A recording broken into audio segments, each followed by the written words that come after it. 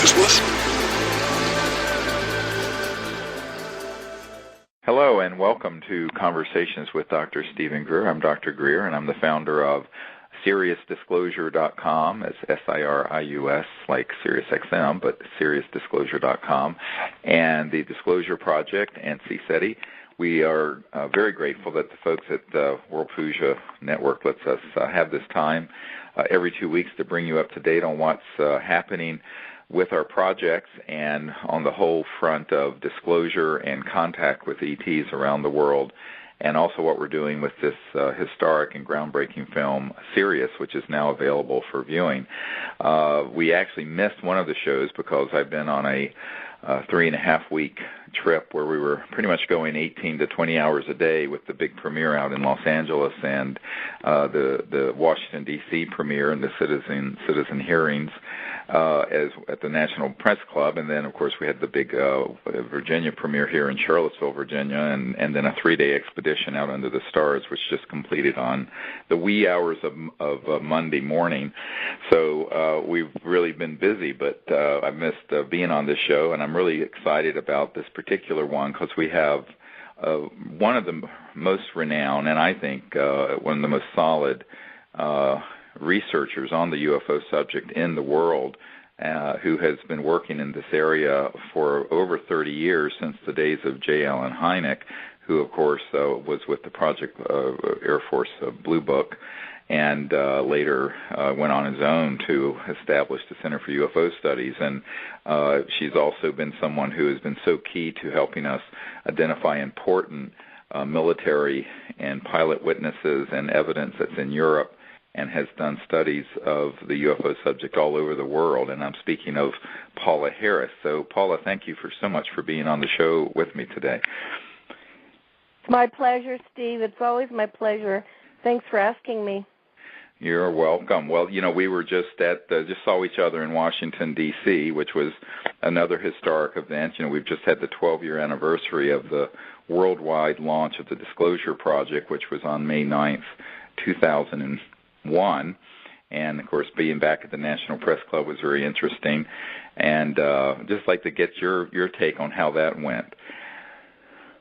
Well, it was riveting. I did not move out of my chair, not even to go to the restroom, Steve, because I think what happened there was that the 6 people that were chosen, the 3 men and 3 women, and they were equally balanced, had no idea what they were up against when the solid evidence came before them from all over the world, pilots, people from South America, your briefing and so forth. I have a feeling they thought they were going to deal with sightings. And here they come with this solid evidence. I saw jaws drop. I saw their reactions were so they were so shocked. But what was amazing, and I will say this, we could talk about it a little bit, is a couple of them felt they really needed to step up to the plate because this was solid evidence. This was planetary. This was planetary changing, and I was happy to see that it was that serious. It wasn't a conference. It was a hearing. Well, and the they that Paula is talking about are the former members of Congress who were there.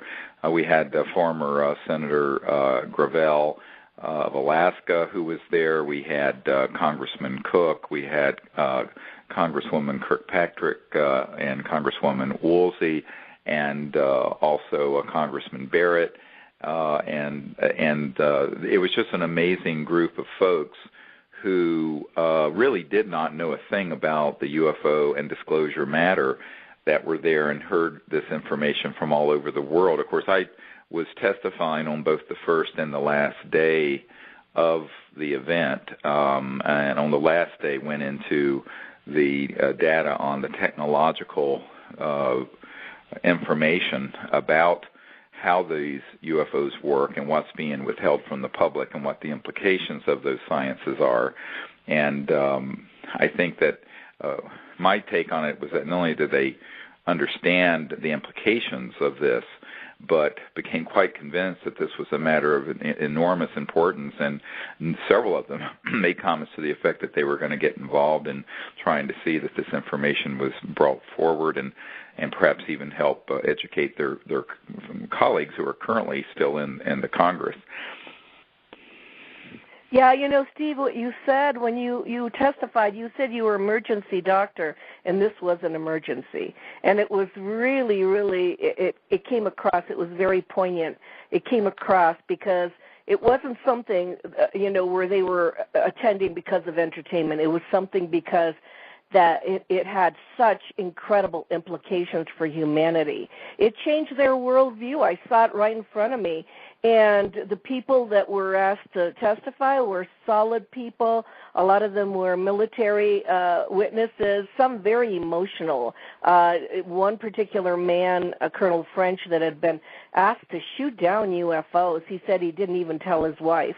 I mean, these people have been carrying the burden of truth for such a long time. And watching it, and it was incredible to watch the looks on both the Congress people and the witnesses, watching the interaction. For once, I had some hope that something would be done. Well, and what's fascinating to me is the degree to which, for most people, they think this is sort of a sideshow issue until they realize what we collected with the Disclosure Project. And by the way, if you go to SiriusDisclosure.com, it's SIRIUS, like SiriusXM, SiriusDisclosure.com, you'll see that under UFO evidence, we're loading up a huge number of the entire testimonies of many of these top secret military and pilot and other witnesses. And I remember when we first started gathering them before the National Press Club event 12 years ago, that many of these men wept on my shoulder privately and said that they had carried the secret of this for their entire lives, and that often their wives, no one in the whole world knew, and they didn't even know who to tell anyway, and that it was pulling a lot of them together and all coming forward at once that launched eventually, of course, the worldwide disclosure movement, and is continuing to result in these sorts of people coming forward. And I consider these men and women very heroic and courageous to have done so. And I put out a call for more of them to do so around the world who have this information, because not only is it the secrecy being handled illegally, and this is what, of course, one of the moderators was the renowned constitutional attorney Danny Sheehan, who was our advisor for Disclosure Project. And he and I had reached the conclusion back in the late 1990s and early 2000s that the management of the secrecy was, in fact, a criminal enterprise, because one of the perspectives I tried to bring to these hearings was the fact that I was the only person in the room who had personally briefed people like the CIA director and the head of intelligence for the Joint Chiefs of Staff and the director of the Defense Intelligence Agency and many sitting members of Congress on the intelligence committees and oversight committees of the Congress, as well as senior officials at NASA and the National Science Foundation, et cetera, and so on.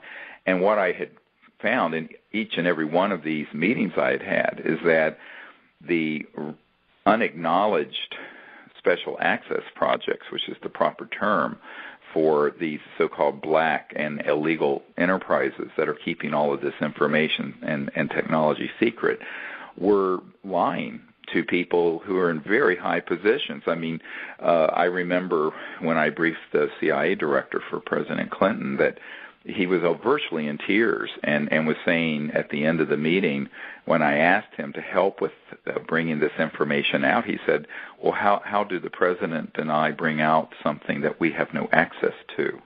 And it was one of the most chilling, stunning moments of my young adult life. I mean, imagine being, a guy in his mid-30s who's working full-time in emergency medicine, briefing a sitting CIA director and having someone of that level in our government say that to you. But that was only the first of dozens of senior people like that. And, of course, the Honorable Paul Hellyer, who had been Minister of Defense for Canada, testified also at these hearings at the National Press Club.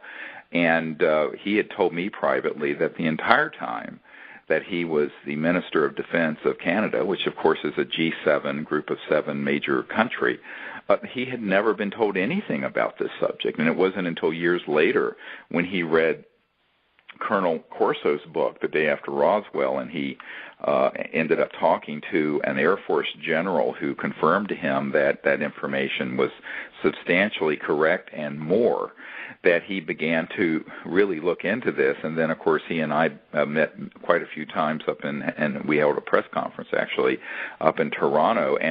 But here you had a Minister of Defense telling me that. And I always point out that someone who is in our film Sirius, which you can now look at. It's online on video on demand at SiriusDisclosure.com for anyone who wants to see it. Or you could also pre-order the DVD. We had a long meeting with the Minister of Defense of Great Britain, Lord Hill Norton. And just so people get a sense of who that man was, I mean, this was a man who was a 5-star admiral, what they used to call a Sea Lord. And in the House of Lords, he was head of the Ministry of Defense. He was head of the Military Committee for NATO. He was, as head of the Ministry of Defense, they're also sort of the head of our CIA, which would be MI5 and MI6 in Great Britain. And I'll never forget sitting in his, what he called his cottage, which was one of these grand old manor houses in Hampshire.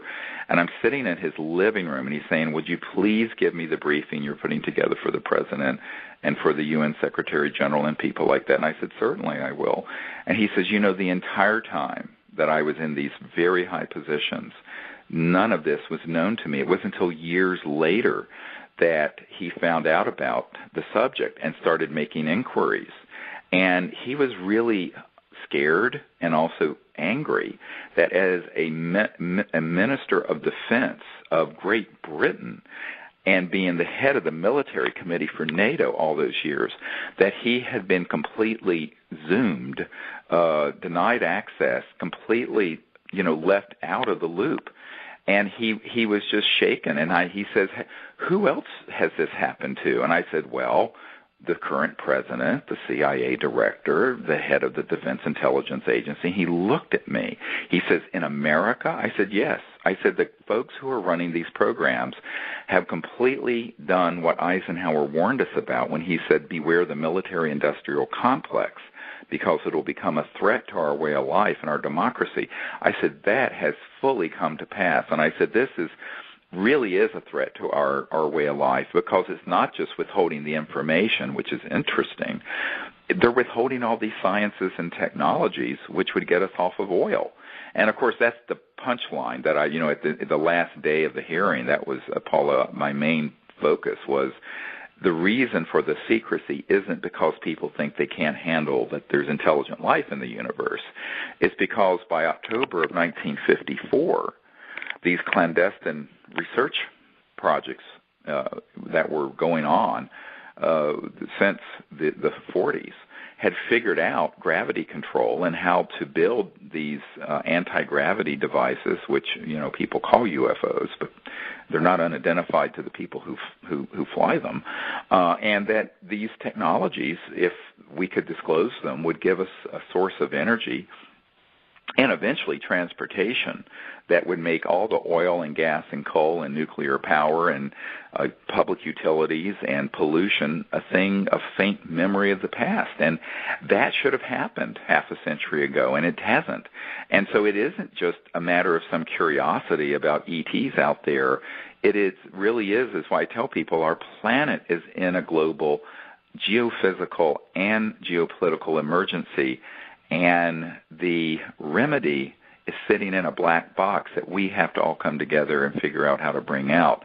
And I think that was the message that I know when talking to Senator Gravel and some of the other Congress people, that they were really taken with that, because they saw that was actionable intelligence. That was information that would make a difference to the average person, whereas whether or not there's life out there in the universe may or may not be of interest to the good old boy down the road who, with his pickup truck. But if he's driving an F-150 pickup truck, he's got to spend almost $100 to fill it up with gasoline. But if he had an electric motor that was pulling energy out of the 0-point energy field, he would have zero cost for running his truck. So the average person begins to realize, it's about macroeconomic power. And that is also something that the Honorable Paul Hellyer, the former Minister of Defense of Canada, brings to the table, is a very clear understanding of how the banking system and the macroeconomic, what I call masters of the universe, the MOTUs, have really seized this issue and kept it secret, not for valid national security reasons, but they want to maintain their grip on the centralized economic system that has resulted in the current mess we're in, and that this is something that it's not that difficult to understand when you start realizing that it involves hundreds of trillions of dollars in commodities and mineral assets. Well, I think the film Sirius makes that clear, and you had the showing in Washington. I attended it. That was the second time that I've seen it, and it was quite powerful. The more you watch that film, the more you see new aspects of that film. And I think it's very clear that that's the message, and it's very clear that that's the bottom line, and that you're willing to put not only funds but your life on the line for this, because this is what remains after we're all gone. The fact that there's some part of the earth or some part of the paradigm that's changed, that's made a difference. And the thing, Stephen, that I noticed was that they were not defensive when a lot of accusations were hurled against the United States or the United States Congress. They were not defensive at all. In fact, they said it's a national security state. Nothing gets done. We can't go that way. We can't go that route. And what they prefer to do, from what I understand, and this is, Senator Gravel too, is to go United Nations route, to maybe with the help of a small country bring this resolution to the United Nations. And the small country I think that volunteered was Uruguay. And Uruguay, I think, is on board for that, because whatever happens to us on the energy level is planetary. It's not just, this is not a United States issue. No, it's global, and yet one of the problems, and this is something I've never really talked about publicly, and I'm a little reluctant to, but since you brought it up, the original, 12 years ago, originally the event that happened at the National Press Club was supposed to have happened in the General Assembly of the UN, and I had a commitment from Kofi Annan, the head of the UN Secretary General, who came in after Boutros Boutros-Ghali, who I had briefed on this. And unfortunately, they were threatened. And I got a call from the Secretary General's right-hand person and said, look, here is his phone number at his private residence at Sutton Place. They do want to be supportive, but it's been made very clear by some very powerful interests that if the UN were to do what you're suggesting and get behind disclosing this information, that the financing and other security arrangements and support for the United Nations would be in existential jeopardy. And I was so stunned because I had gotten a commitment, and very few people know that the Disclosure Project launch in 2001 was supposed to be at the United Nations. Wow. And so the reason I keep returning to this theme of we the people need to do disclosure, we the people need to make contact, we the people need to pull our resources and build a energy laboratory where we bring out these amazing sciences, is that, and perhaps I'm just getting cynical and old, I don't know, but I'm a little dubious of any large existing institution, whether it be the UN or any government, being able to accomplish this, because the powers that want to squash it are so huge and so threatening that they don't mind going to a UN Secretary General and making a directed threat. I mean, look, after I briefed Bill Clinton's CIA director, one of Bill Clinton's good friends came to my home.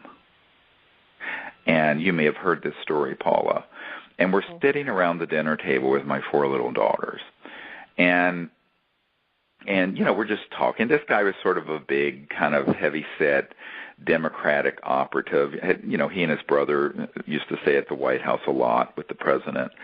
And he said, the president and the White House are very supportive of what you're recommending in your position, your white paper. It's in my first book, Extraterrestrial Contact, The Evidence and Implications, which you can get at SeriousDisclosure.com if you want to read this briefing.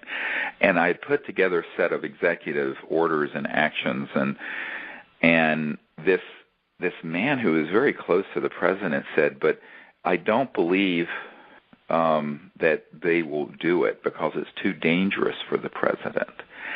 And he says they're quite convinced that if he does this, he'll end up like Jack Kennedy. And I start laughing because this guy was kind of a big jokester. And I start laughing, ha, ha, ha, ha. He stops me. He says, no, I'm not kidding. I said, well, don't talk about this in front of the children. So, we go, I said, let's go to the library after dinner and talk about this. And so this man told me that the elements, this covert group known as Majestic, or MJ-12 back in the Truman era, was so ruthless that the people around the president, and especially Hillary, didn't feel that the president could be protected from them. And I said, well, Kevin, what do you want me to do? And he says, well, they think you can do it. And I said, oh, well, what you're really saying is that I'm expendable. It doesn't matter if I get killed. He says, yes, that's right, you're expendable. And we had a kind of a good laugh about it. So that is a 100% true story. And so one of the things that I keep returning to, and I think people from, I hate to say the outside, but people who haven't sat with these sorts of folks in our society, very powerful people in responsible positions, who have seen how the system works against them, really are afraid. And this is one of the things I was trying to explain to Bassett, because he's never had meetings with people like that. And I said, look, this isn't as simple as you think.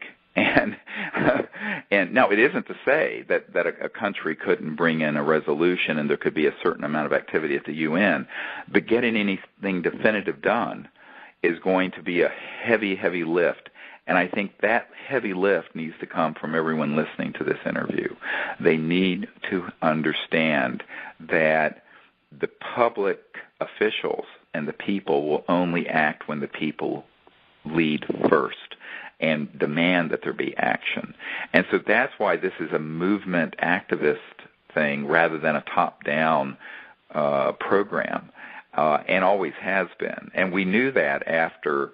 Well, I realized that in 1993 and 94. After I had made the rounds in these really senior circles, it was quite clear to me. And then, of course, I went to members of Congress between 94 and 99 with a lot of this information, current, not former, like there were last week, but the actual people who were chairman of committees and people on the Senate Intelligence Committee and people like that.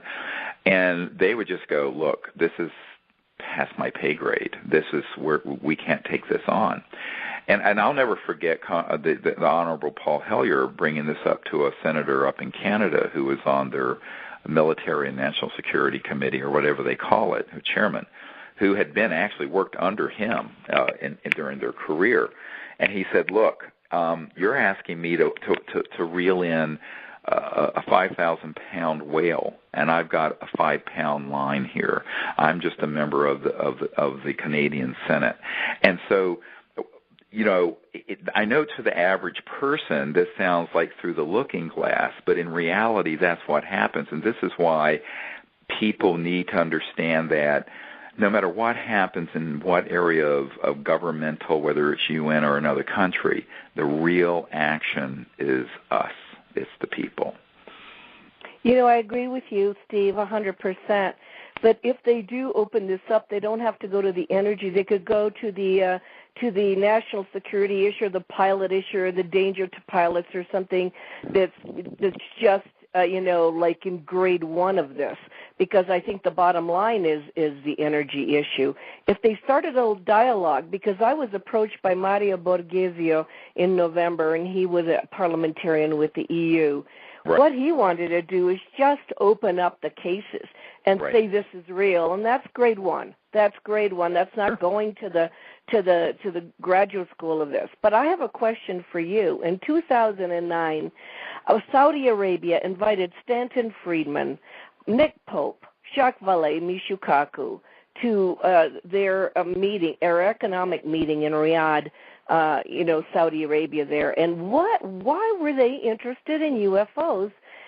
Why are the Arabs interested in UFOs? I was, my ears went up. I thought, whoa, this is not about UFOs. This is about economics, and that's where we are. And somebody out there is interested in this. And Stanton Friedman's first words were, UFOs are real, to a group of people that paid $5,000 to go to that.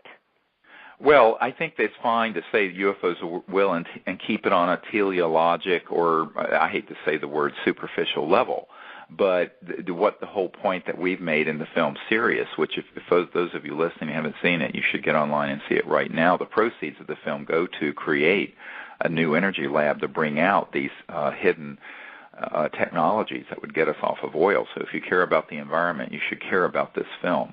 And it was, by the way, crowdfunded by all of you, and so you should go and see it. I mean, tens of thousands of people, hundreds of thousands of people have seen it. It's been amazing.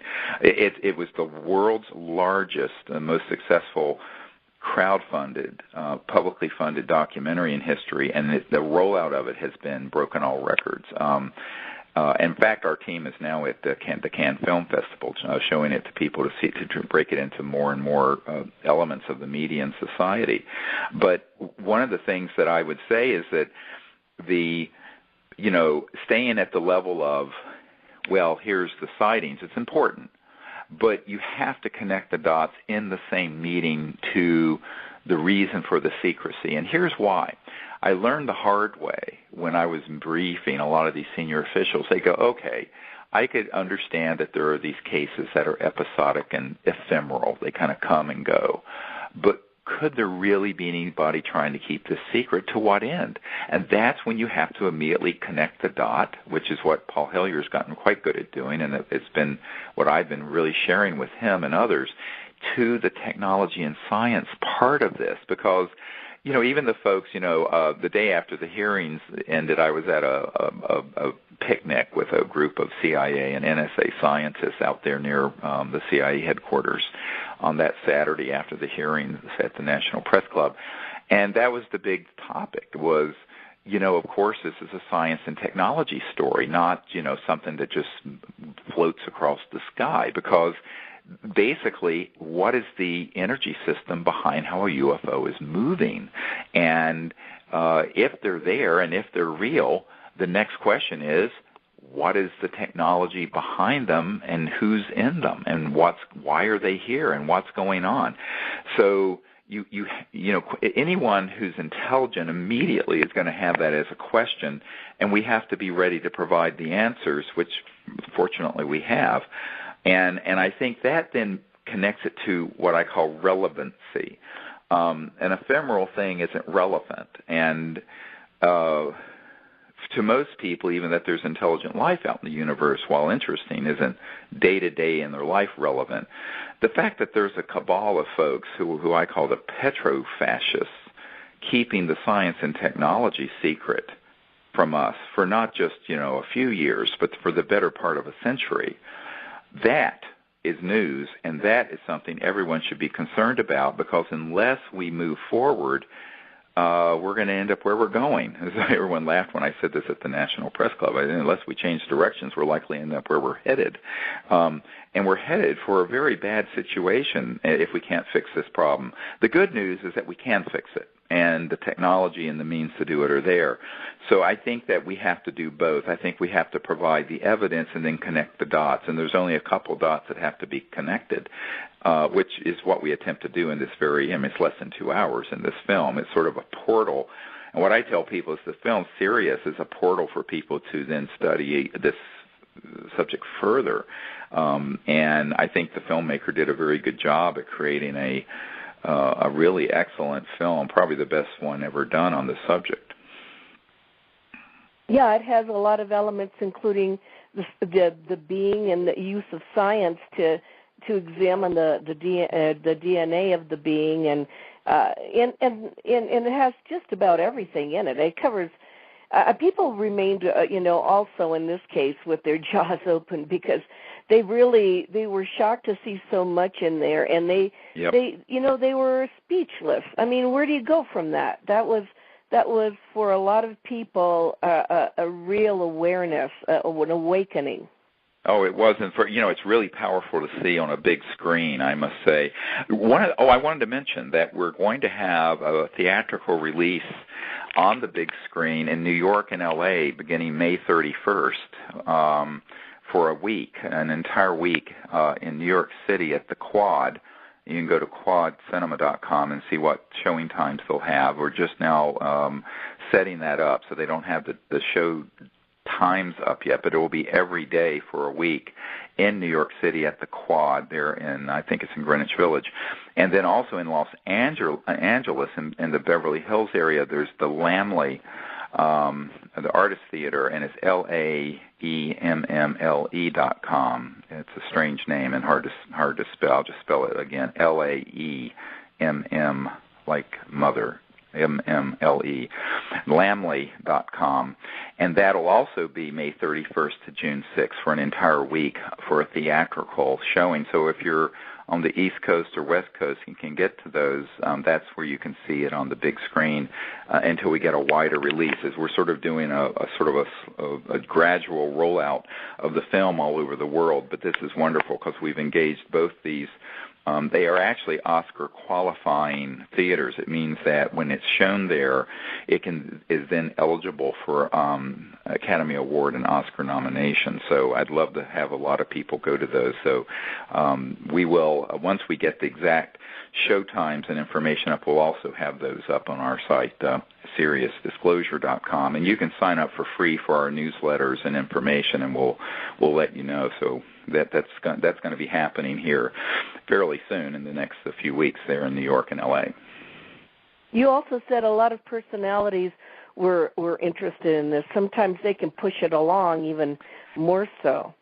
Yeah, we haven't talked. I mean, the Los Angeles premiere was just amazing, and a couple of days before the premiere, we were at a wonderful party at Paola Abdul's house, and there were all sorts of notable people in the Hollywood community and Los Angeles community there, and people like Tim Robbins and Matt Bodine and Thomas Jane and a lot of actors and actresses and people who've won Emmys and Grammys and what have you, and musicians were at this big Los Angeles premiere. I mean, it was so crazy. You were there. I mean, we had to engage 2 theaters, and those were all sold out. We could have engaged 2 more, but we had 1,100 people there. And then, of course, beforehand, we had a dinner for 90 people who had been involved with the film and helped fund it. And then afterwards, we had an after party that went till 2 a.m. for about 600 people. So it was quite a week. Oh, it was fantastic. It was really an event. And I will do what I can. I'm leaving for Italy for a month in June.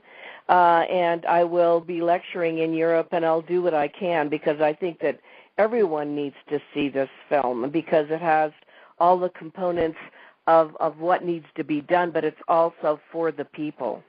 Exactly, and it was funded by the people, and luckily now we have a hosting company that was able to put it up, so we have it video on demand that anyone now in the world can go there and see it.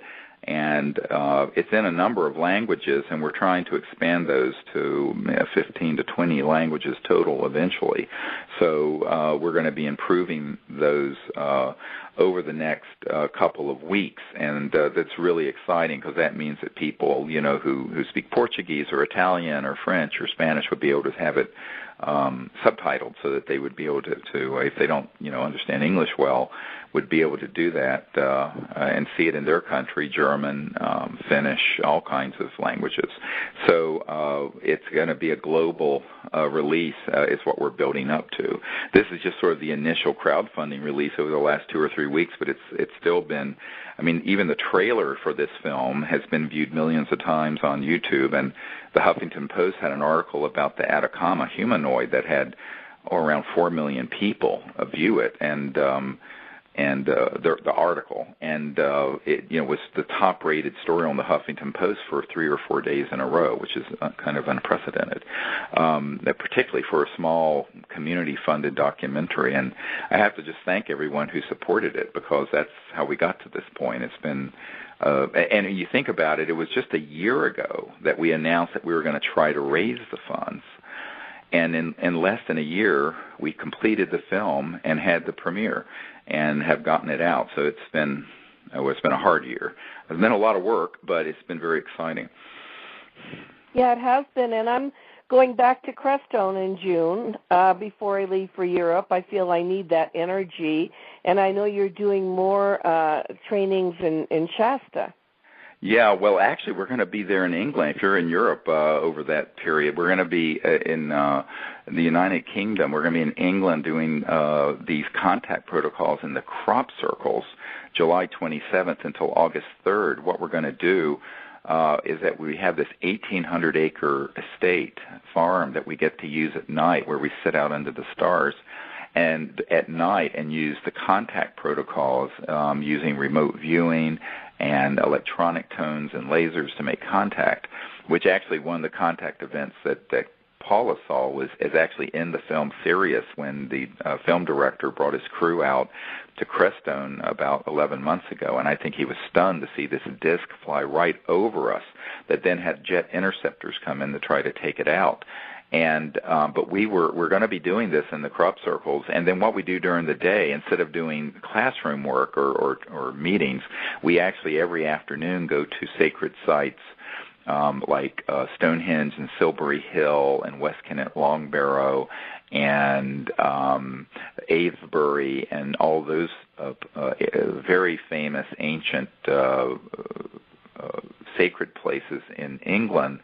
And we also go to crop circles and do meditations in the crop circles and do sort of out under the sky kind of classroom situations where, I teach people the remote viewing techniques, and often I'll even do a puja in the crop circles, which is very powerful. People love that.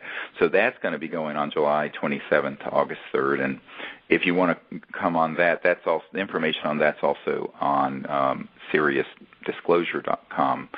And then we will be out west in around Labor Day or in September. We're still looking at those dates and locations where we're going to do another expedition here in the United States. So we have those coming up for people. Just stay tuned and look at our website for the details that will be coming.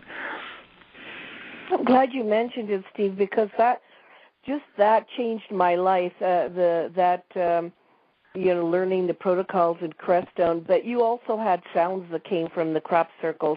You have so much there that just puts you in the mood. It just has it be so easy to make that kind of contact, and contact is another important part of the film.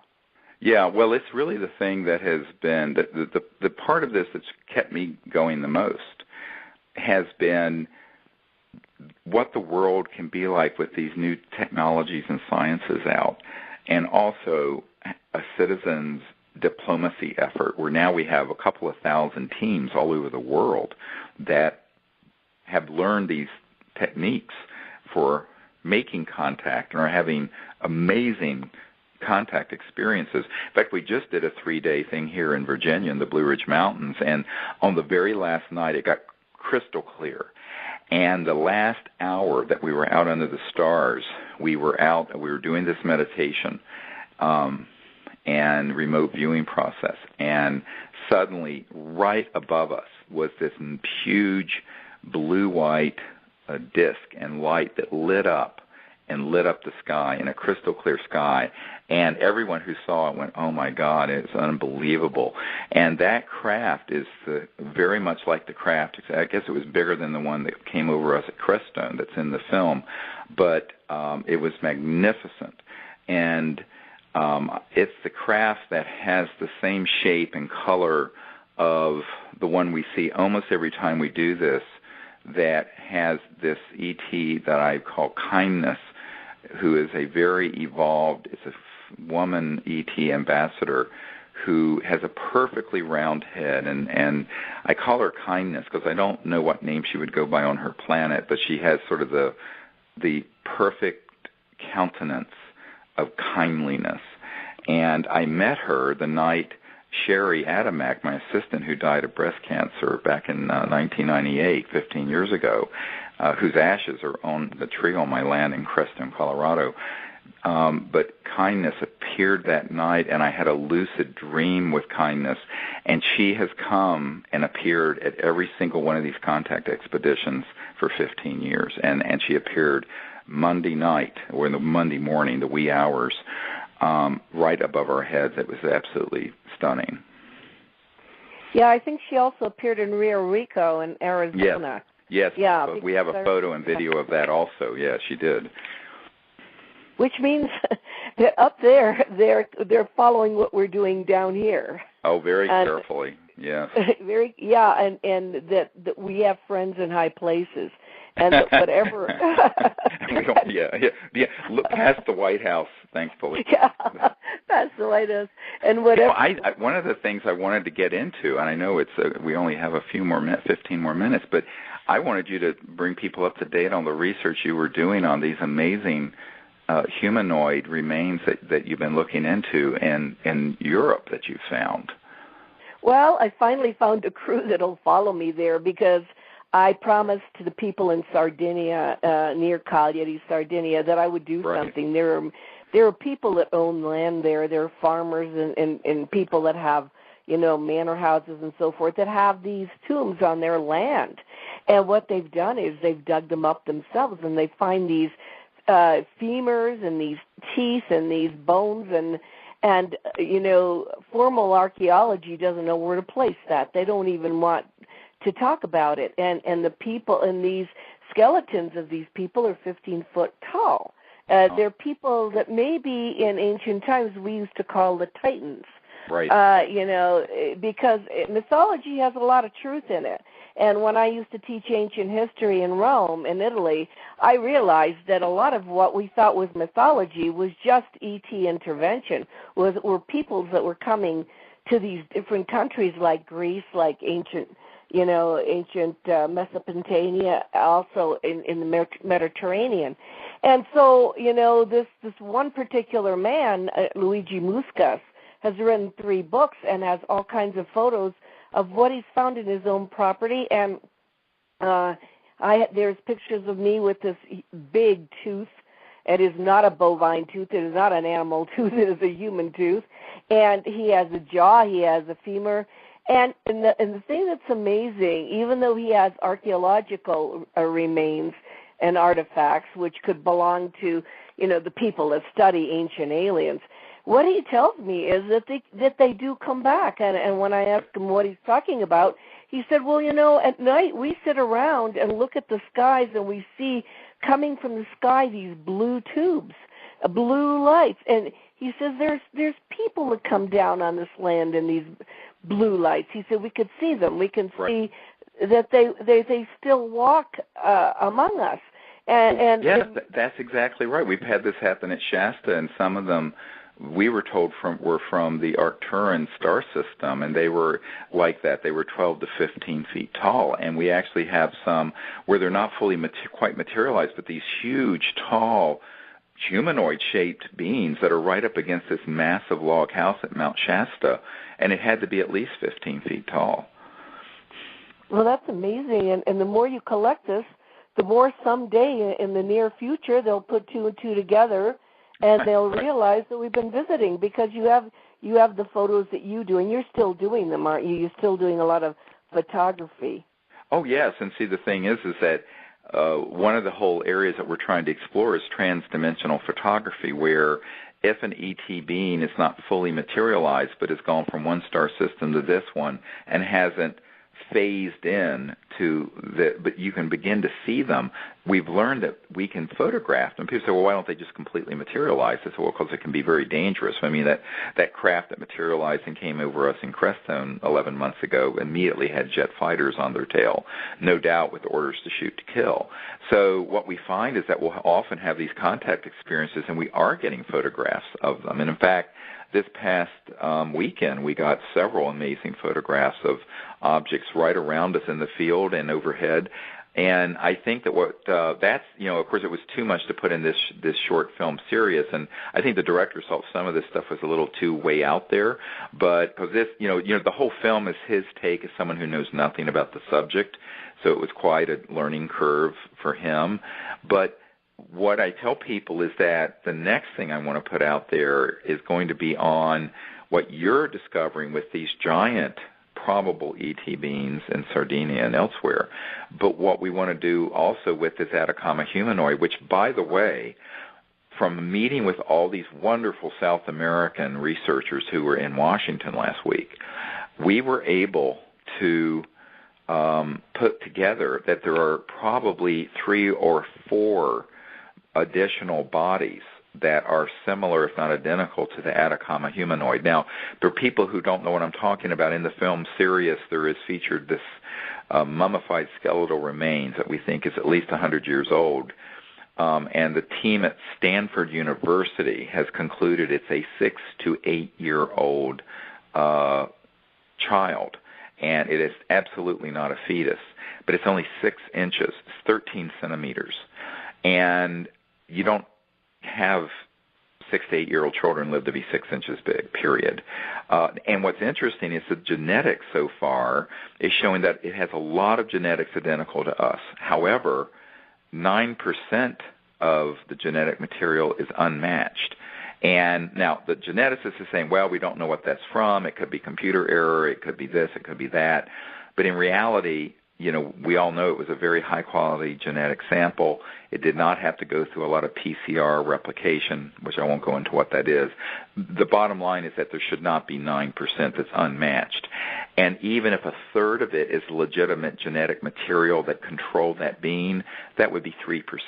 3% would make that creature more different from you and me than we are from chimpanzees.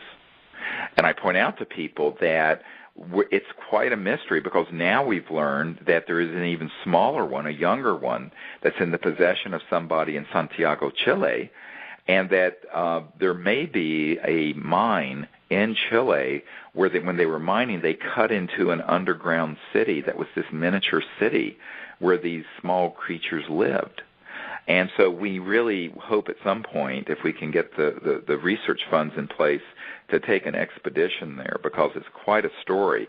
But, a lot of people, a lot of the folks in the media, when they saw from the geneticist report that there was a lot of human DNA in this particular body, said, oh, well, it's human. Well, no, nobody knows that yet.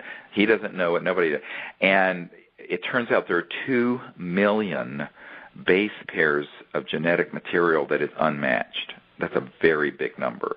And unfortunately, what that means is that it's probably going to be 1 to 5 years before anyone can go through those 2 million base pairs and see what it is. Now, if you were taking it from a known human living person, you would just throw it away into the trash can. But what the top professor at Stanford University said, and by the way, if you want to read his report, it's at SiriusDisclosure.com, SIRIUS Disclosure.com.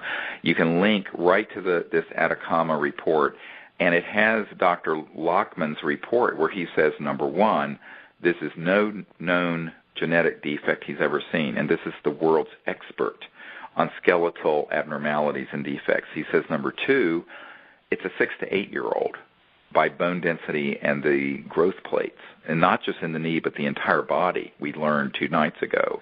He said, oh, no, it's not just that one joint, it's the entire body, which he did not say in the report. Number 3, the genetics have been run for the parts of the genome that would normally control for dwarfism or advanced bone aging that could explain why it looks like a 6 to 8-year-old and it's only 6 inches long.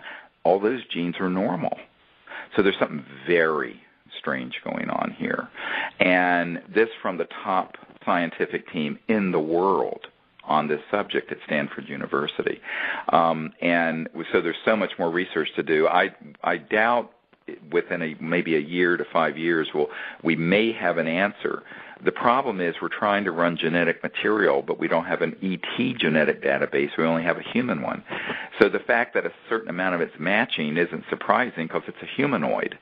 But on the other hand, you have to understand that a Neanderthal, which is a totally different species from humans, it's Homo neanderthalis, is 99.5% identical to modern humans. So it's only 0.5% difference between a modern human, and a Neanderthal. So we're dealing with something where to go into this 9%, which is a pretty big number, of unmatching DNA, and run that to ground, going through 2 million base pairs of DNA material, is an enormous research project that's going to have to involve probably dozens of scientists around the world, and that's what the team at Stanford is trying to put together. Well, it's really impressive, and it's also impressive that that science is being used in that way, to look for ET genome, and maybe that'll be a byproduct or a spin-off of the whole entire research in this field. Well, I think this is why I'm suggesting to you that if the folks who have these artifacts from Sardinia, if there are bones, and if the bones are at all intact and not pulverized or fossilized, then inside the bones will be bone marrow, which will be rich in DNA. Remember, the way we got the DNA from this Atacama humanoid, this little 6 to 8-year-old child, was that we clipped the ribs, the bones of the ribs, and found inside those ribs really rich bone marrow that was very dry but very well preserved, and that's how we got the DNA material. So if you have bones, there should be DNA material. You can't really get it out of the calcified bones material per se, but like if you have a tooth, you would have the core of the tooth that would have DNA, and if you have a bone, then you have the marrow that would have DNA. So there's a very good chance that we would be able to extract carefully DNA from those samples and see what exactly that is. And it'd be interesting to see how related those creatures are to humans. And, it could be that the Native American people who said that, look, we've somehow been descended from the stars, and these beings from the stars are our ancestors. Maybe it's not just mythology. Maybe it's quite literally true. Oh, I have no doubt it is. It's just that, just like anything else, the modern, anthropology doesn't have any kind of reference for it, so they just eliminate it. And that's right. And that's a problem, because these people have been threatened. I mean, when I was speaking to Luigi, he was telling me they've been told to shut up. They've been told not to talk about it, and they've been told not to bring, cameras there and so forth. But we'll all keep trying, because no matter how we come to it, no matter which road we all take, we're all going to the same place to get to the truth. Exactly, and that's why when we shortly after we began to release the information on this Chilean body, this Atacama humanoid, we found out that in 1996, and I remember now, I was called in to go to Russia to look at a body that had been acquired that was a little bit larger. Maybe it was, maybe upwards of maybe close to a foot. It might have been more of an adult version of the one that's in Chile that we're doing the DNA on. And it was one that was living, that had been captured by some eccentric woman who tried to keep it alive, but it died in her captivity. And unfortunately, before I could get there and we could get any samples, it was seized by the, allegedly by the FSB, which is the entity that took the place of the KGB in Russia. And it was lost to follow-up. However, there are photographs and videotape of it that we've recently acquired. And when you look at the skull of that particular creature and you look at the skull of the one we're doing the studies on at Stanford, it's the same. And it has 4 skull bones instead of 6 like we have in the cranium. It has very similar plates in how they overlap and fuse. It's remarkably similar. Now, whether it's identical or not, we'll never know unless we can get a genetic sample or at least get a good CAT scan and MRI or good X-rays. But we may not, if in fact it did get confiscated by the intelligence services in Russia. But even the fact that there's existing photos and videos of something that looks very similar, we think that there may be more of these that are of the same species of what we have from the Atacama Desert of Chile, which is why we call it the Atacama humanoid. But we may, of course, have other things to investigate if at some point you could help facilitate access to these remains that are in Sardinia, because that may be another entire species to examine and to get evidence for. So, and in fact, one of the things that's exciting about the team at Stanford is that they're very willing to continue this process with other legitimate specimens. Well, that's wonderful. Well, we can go at it from that angle, and in the meantime, I will be looking up at the skies in Europe as you will in England, and we'll just keep talking about the film and just keep going at it. Right, and remember, everyone can sign up. If you go to our website, SeriousDisclosure.com, you can become an affiliate for the film and sign up, and everyone in your group or organization that sees the film through you linking them to it, you will be able to get a portion of the proceeds of the film to support your own research and your own efforts. So it's sort of a way of virally getting the film out so it benefits everyone who's trying to do these good things in the world. So anyone interested can do that. It costs nothing to become an affiliate. And if you haven't seen the film yet, I would encourage you to see it at our website. You can see it on video on demand, and you can also order the DVD. And also you can we'll be able to see it on the big screen as a theatrical release at these Oscar award nominating qualified venues. And that's a very specific criteria, by the way. Again, it'll be at the Quad in New York City from May 31st until the 6th of June, and it will be at the same dates in Los Angeles at the Lamley there in Beverly Hills. So we'll have more information on our website about that as it gets closer to the time. But that's if you want to see it on the big screen, that's where we're doing a whole week rollout in those 2 large cities if you're in those areas. So well, we're about out of time. Paula, I just want to thank you so much for everything you've done. You've done such great, amazing work and research all over the world, and have kept the good fight. And thank you so much for your help and support. And thank you, Steve. Thank you so much, because you're really a hero to me, and we'll just keep going. We are going to keep going. It's awesome. So we'll see you soon. And to everyone at the World Fusion Network, thank you for hosting us here. I really appreciate your help and support. And I hope everyone will go to our website and see the film and network it to others. The proceeds of the film are going to a research fund to create a new energy lab so that we can bring out these sciences and technologies quickly and safely so we can get off of fossil fuels. And that is the purpose that we created this film, as well as educating the public. So go there and let everyone you know that on your email list and your Twitter feed and social network and Facebook know about it, because that's really how at this point we're getting the word out about the film. Again, thank you so much, and until next time, keep looking up. God bless you. Bye-bye.